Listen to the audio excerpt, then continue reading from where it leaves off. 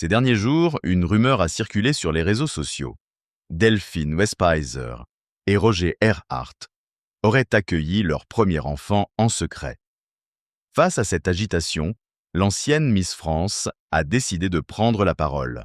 Mais derrière les ragots, les spéculations et les gros titres sensationnalistes, la vérité qu'elle a révélée est bien différente de ce que beaucoup imaginaient.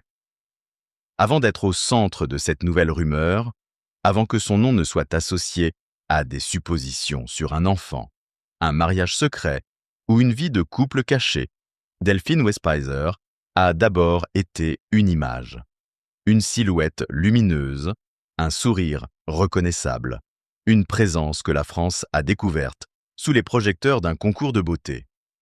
Lorsqu'elle est couronnée Miss France, elle entre dans cette catégorie rare de personnalités que le public croit connaître presque intimement, alors qu'il n'en aperçoit souvent qu'une façade.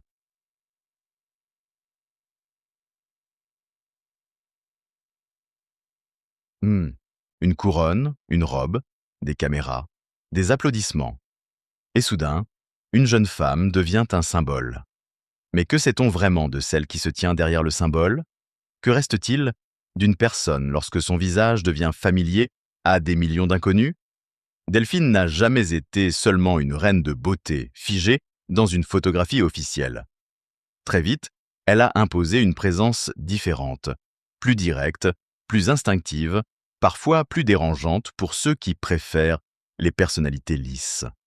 À la télévision, elle s'est construite une place avec son naturel, son franc-parler, son énergie parfois solaire, parfois combative. Animatrice, chroniqueuse, invitée de plateaux populaires, elle a appris à exister dans un univers où chaque mot peut être repris, commenté, découpé, amplifié. Et dans ce monde-là, être sincère devient presque un risque.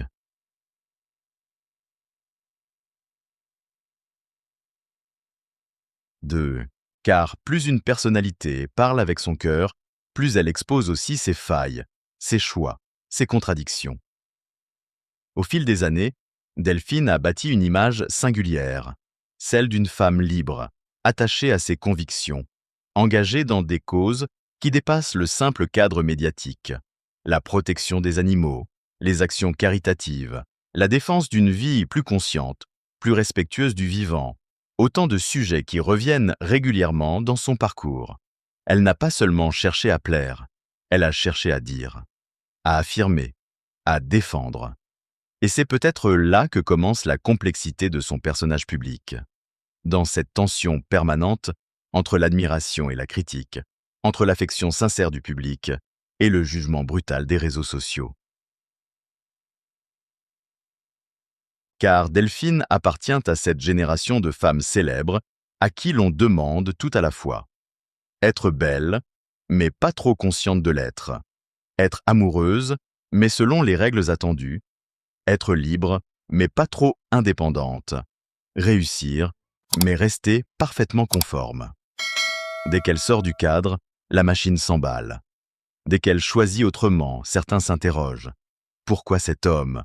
Pourquoi cette différence d'âge? Pourquoi pas de mariage? Pourquoi pas d'enfant?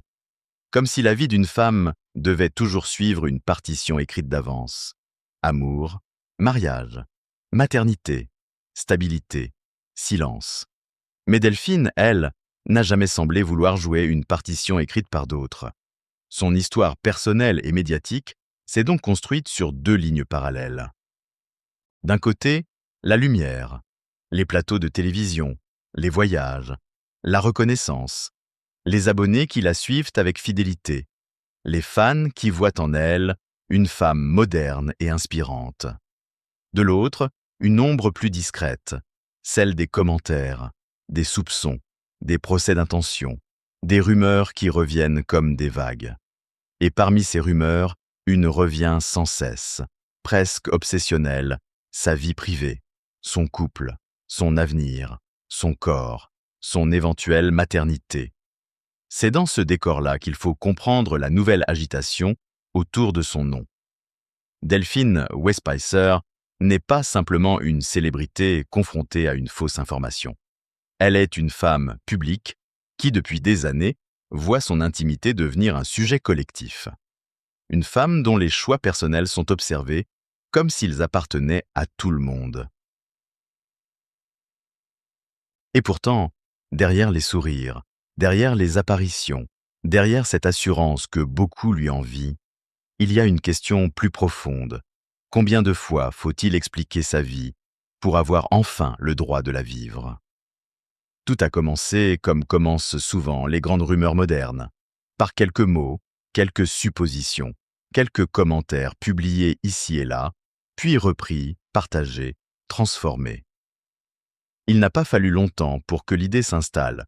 Delphine Westpisser et Roger Erhardt auraient accueilli leur premier enfant dans la plus grande discrétion. Une nouvelle intime, bouleversante si elle avait été vraie, mais qui, très vite, a dépassé le simple cadre de la curiosité. Sur les réseaux sociaux, les internautes ont commencé à chercher des indices. Un changement d'attitude, une absence prolongée, une photo moins explicite, un sourire différent.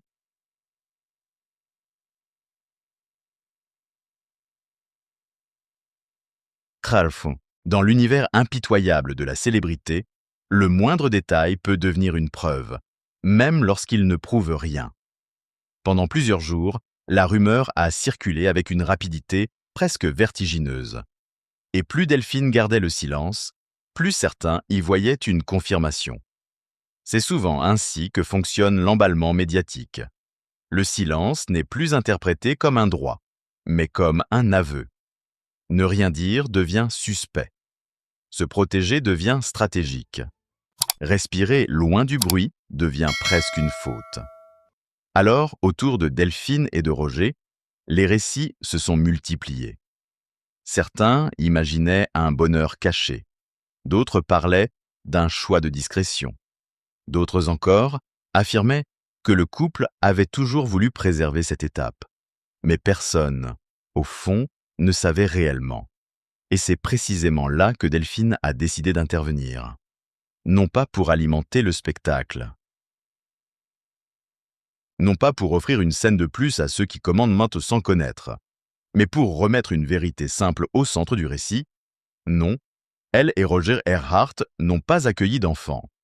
Non, il n'y a pas eu de naissance secrète. Non, cette maternité annoncée par certains n'existe pas. Ces mots, en apparence sobres, ont eu l'effet d'une onde. Car en quelques instants, ils ont fait tomber toute une construction imaginaire. Une construction née non pas de faits, mais d'attentes. Des attentes projetées sur elle, sur son couple, sur son âge, sur son statut de femme.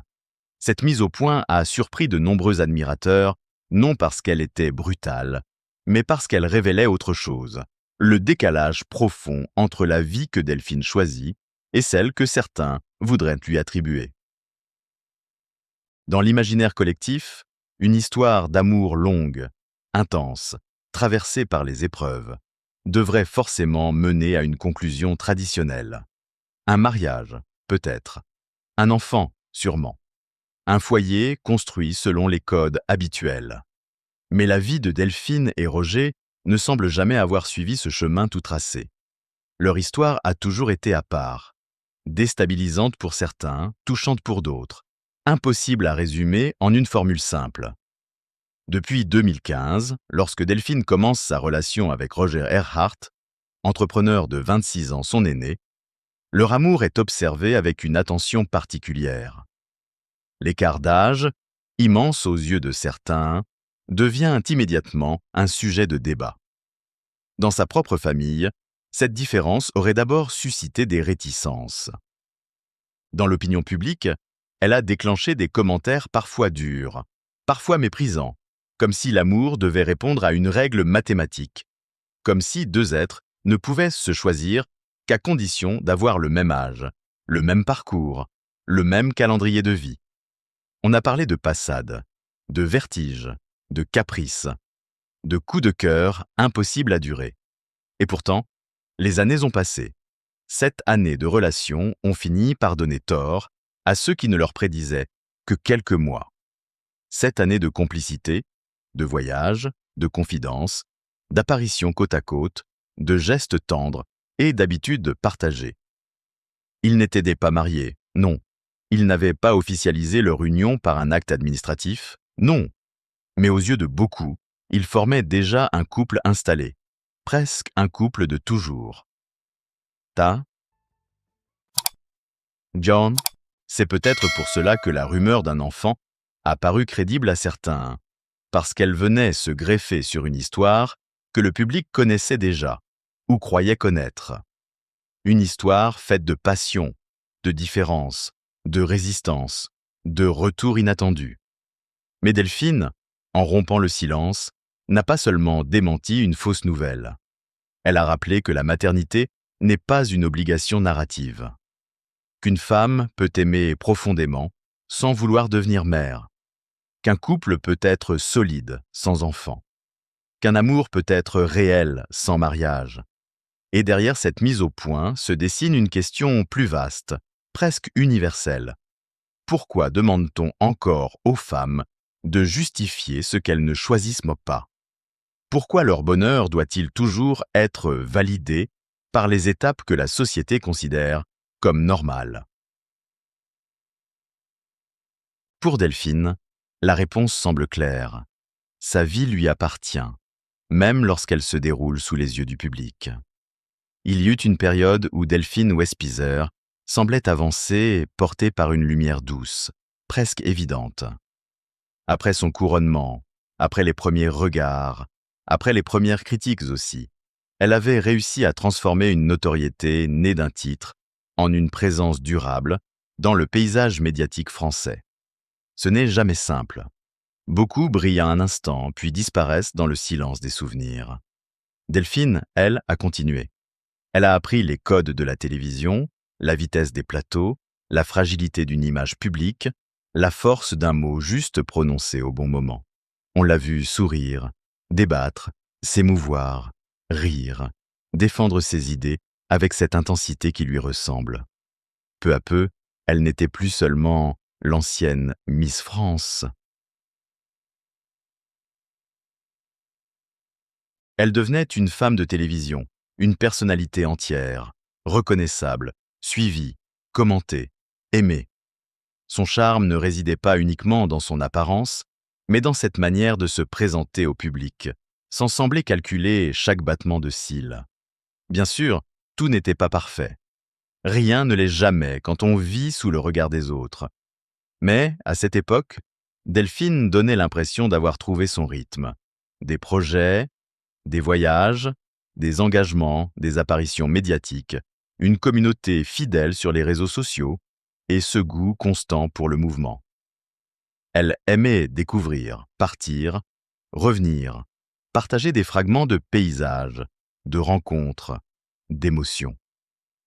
Dans ses publications, il y avait souvent cette sensation d'espace, d'air, d'horizon, comme si elle refusait d'être enfermée dans une seule définition. Femme publique, oui. Ancienne reine de beauté, oui. Mais aussi voyageuse, amoureuse de la nature, militante pour les animaux, femme attachée à ses convictions, à ses intuitions, à sa liberté. Et au milieu de cette vie intense, Roger Erhardt était là. Leur couple, malgré les jugements, semblait tenir par une forme de complicité calme. On les voyait proches, tendres, parfois discrets, parfois assumés, mais toujours liés par quelque chose que les commentaires extérieurs ne parvenaient pas à effacer. Pour beaucoup de fans, leur histoire avait même quelque chose de romanesque. Deux êtres que tout semblait opposer sur le papier, l'âge, le parcours, les attentes sociales, et qui pourtant se choisissaient encore. N'est-ce pas cela, parfois, qui fascine le plus dans une histoire d'amour? Non pas sa conformité, mais sa résistance.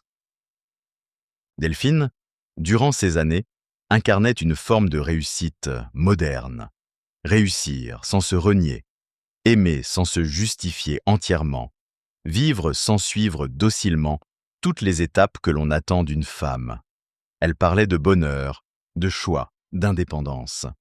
Elle disait, à sa manière, que la vie ne devait pas forcément ressembler à une carte postale traditionnelle pour être belle. Peut-être Est-ce pour cela que son public lui est resté attaché? Parce qu'au-delà de l'image soignée, il percevait une vérité plus vibrante. Delphine avançait avec ses certitudes, mais aussi avec ses failles, avec son éclat, mais aussi avec sa sensibilité. Et dans cette période de lumière, tout semblait possible. Même l'idée que cet amour atypique, si souvent commenté, finirait par faire taire ceux qui n'y avaient jamais cru. Mais aucune histoire, même la plus lumineuse, n'est à l'abri d'une fissure. Et parfois, ce qui semblait solide se fragilise en silence, loin des caméras, loin des sourires posés devant l'objectif. En septembre 2022, Delphine Westpizer et Roger Erhardt annoncent leur séparation après 7 années de relation.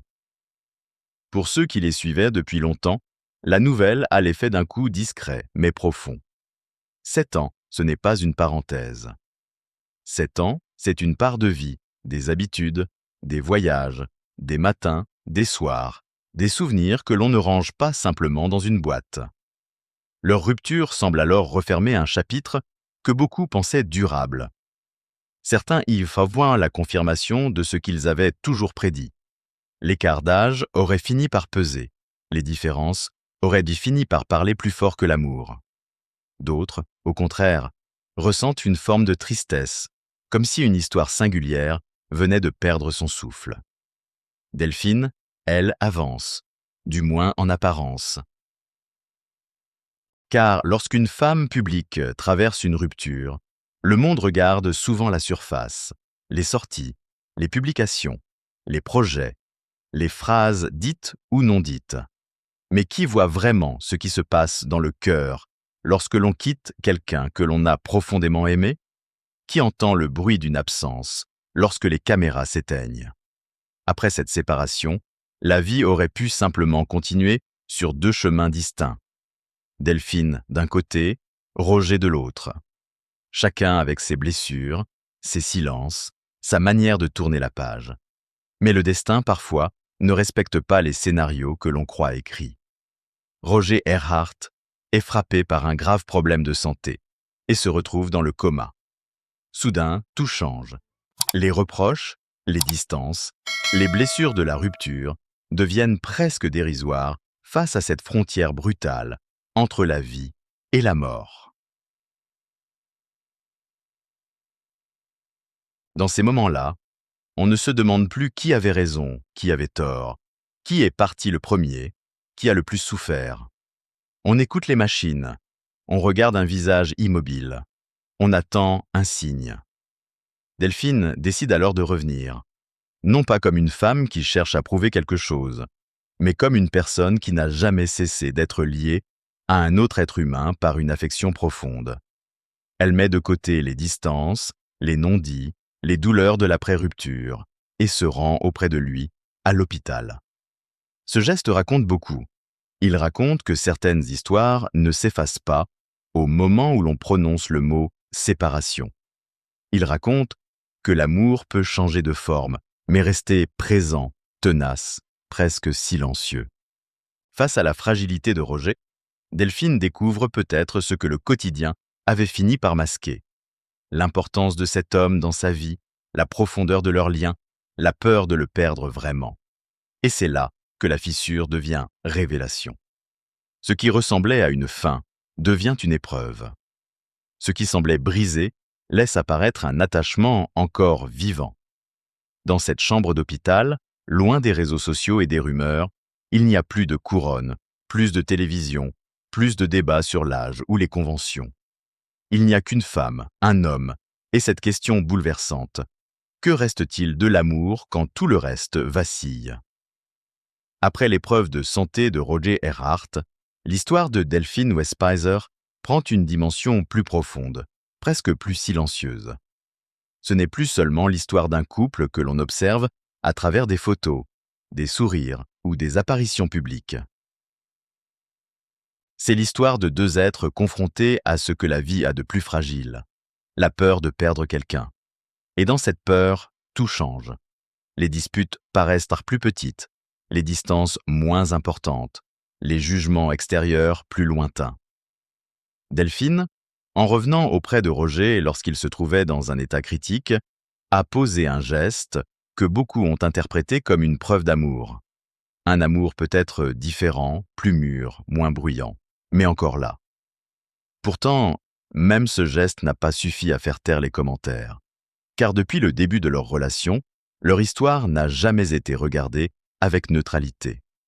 26 ans d'écart, pour certains, c'était trop visible, trop dérangeant, trop éloigné de l'image que l'on se fait d'un couple normal. Alors, on a jugé, on a douté, on a réduit leur lien à une passade, à un caprice, à une fascination temporaire. On a voulu expliquer leur amour à leur place, comme si les sentiments devaient toujours être validés par l'âge, par les conventions, par l'approbation collective. Delphine a souvent dû entendre ou lire que cette relation ne durerait pas, qu'elle finirait par ouvrir les yeux, que l'écart entre eux deviendrait un mur. Mais que faire lorsque le cœur ne suit pas les calculs des autres? Que répondre lorsque l'on aime quelqu'un que le monde vous demande de justifier? La pression ne venait pas seulement de l'extérieur. Au début, même sa famille aurait eu du mal à accepter cette différence d'âge. Et l'on peut comprendre le choc, l'inquiétude, la peur protectrice des proches. Mais entre l'inquiétude et le jugement, il existe une ligne fine que le public franchit souvent, sans hésiter. Avec Delphine, cette ligne a été franchie maintes fois. Sa vie sentimentale est devenue un sujet de débat, puis de soupçons, puis de rumeurs permanentes. Mariage secret, séparation définitive, grossesse cachée, maternité imminente. Chaque étape supposée de son intimité semblait appartenir aux autres avant même qu'elle ne puisse en parler elle-même. Cette exposition répétée a quelque chose d'usant, car il ne s'agit pas seulement de corriger une fausse information, il s'agit de reprendre possession de sa propre histoire, encore et encore. Dans cette période, Delphine a dû affronter non seulement la douleur d'une rupture, puis la peur liée à la santé de Roger, mais aussi le bruit constant des regards extérieurs. Elle a dû rester debout dans une situation où beaucoup auraient choisi de disparaître. Et c'est peut-être là que se révèle une autre facette d'elle, non pas la Miss, non pas la femme de télévision, non pas l'image lumineuse des réseaux sociaux, mais une femme capable d'aimer sans demander la permission, de souffrir sans tout raconter, et de revenir vers quelqu'un quand la vie rappelle brutalement ce qui compte vraiment. Son histoire avec Roger, loin d'être un conte simple, est devenue une épreuve publique. Mais dans cette épreuve, Delphine a montré que l'amour n'a pas toujours besoin d'être compris par tous pour être réel. Après la peur, après l'hôpital, après ce moment suspendu où la vie semble tenir à un souffle, Delphine Westpisser et Roger Erhardt ont décidé de se retrouver. Leur séparation, que beaucoup croyaient définitive, n'a donc pas été le dernier chapitre. Au contraire, elle a ouvert une autre manière d'aimer, plus consciente peut-être, plus fragile aussi. Car lorsqu'un couple se reforme après avoir frôlé la perte, il ne revient jamais exactement au même endroit. Il revient avec des cicatrices, des souvenirs, des silences nouveaux. Il revient avec cette certitude discrète. Rien n'est acquis. Delphine et Roger ont alors choisi de continuer ensemble, sans nécessairement se conformer aux attentes que le public projetait sur eux.